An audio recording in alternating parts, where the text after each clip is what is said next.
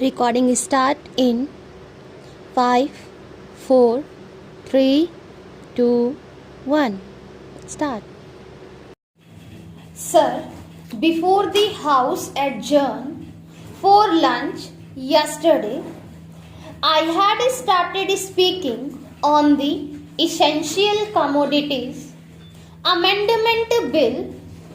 I have got here with me the bill as introduced. In the Statement of Objects and Reasons, the government pointed out that in certain cases it might be necessary for them not to award punishment prescribed in the law as it exists at present, but to forfeit a part of the deposit.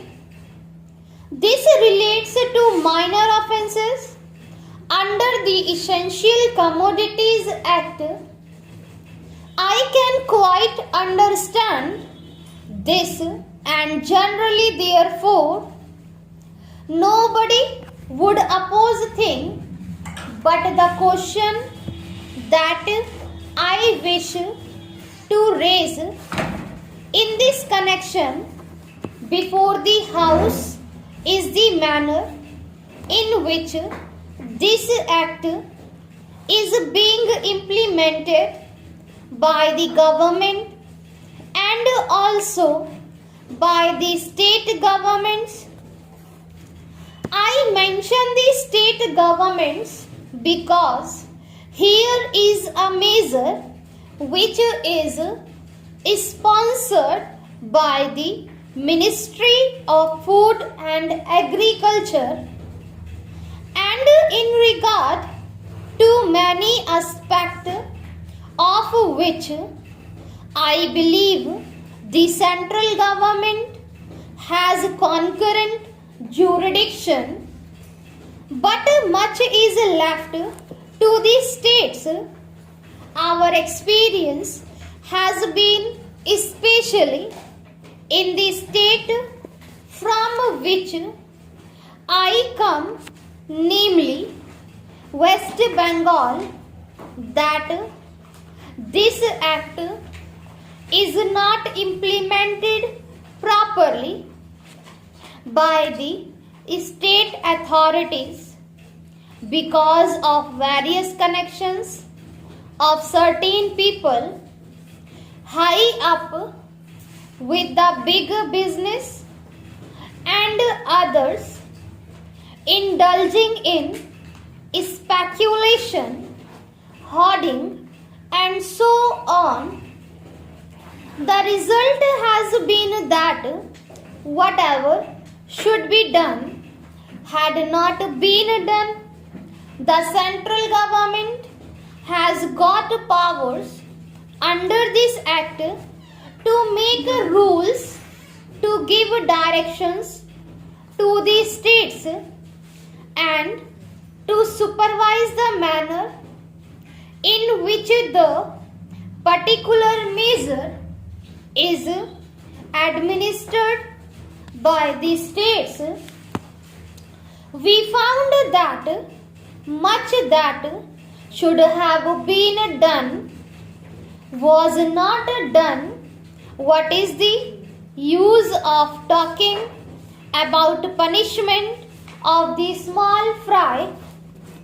Certainly, if they are guilty, they have to be punished, and the smaller the fry, the minor should be the punishment. I agree there, but the point is that the act is not properly implemented. We should like to know from the government as to how many cases have been started under the Essential Commodities Act. We know that food grains had been hoarded, speculation had been indulged in, stocks had been removed from one state to another by unfair and illegal methods, these should have attracted the attention of the Essential Commodities Act. The act was passed in this parliament with a view to putting a check on speculative rise in prices. When it came to the question of practical implementation of this measure, we found that the government had failed. Now government should say something about it. When government seeks to amend an act, it should tell us as to how the parent act, which is proposed to be amended, has been implemented. Is it the contention of the government that difficulty arises because this particular provision is not there in the act? Are government in trouble because they do not know how to deal with the smaller fries? Or is it because that those who are supposed to administer this measure at the state level, at the district level, have thought it fit to ignore it, have thought it fit to bypass it? If any measure of the central government was needed for controlling the price of food grains and ensuring the supply of essential commodities to the community, it is the Essential Commodities Act. I would like the minister to say something on this. I know that he was not here at the time when we passed this measure, nor was he there when the Essential Commodities Act was bypassed. By many state governments in the past, we had drawn the attention of the minister to this problem, and that minister is now happily going to be the president of the Uttar Pradesh Congress Committee.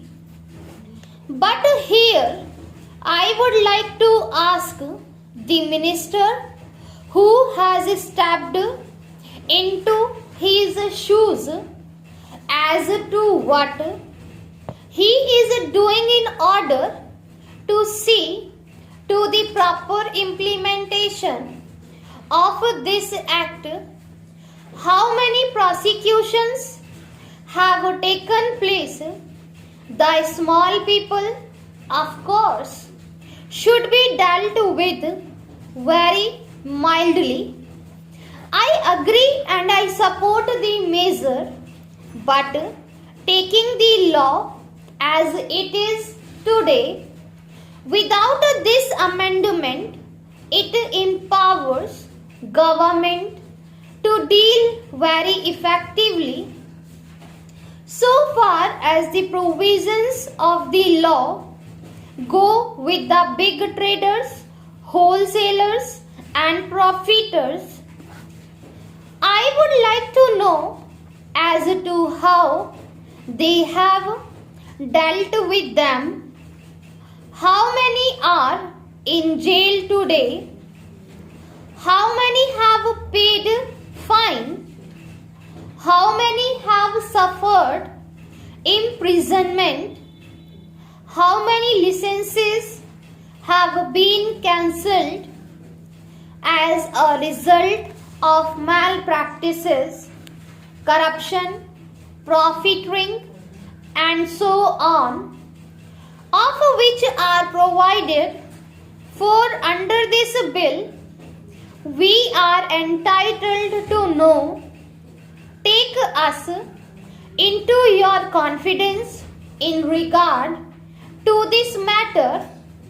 I say from whatever knowledge we have that very few have been prosecuted under this act. If it is so, it is not because our black market trade has suddenly become white market trade, or those impious people have suddenly become virtuous with the succession in the office of the food minister by a new man.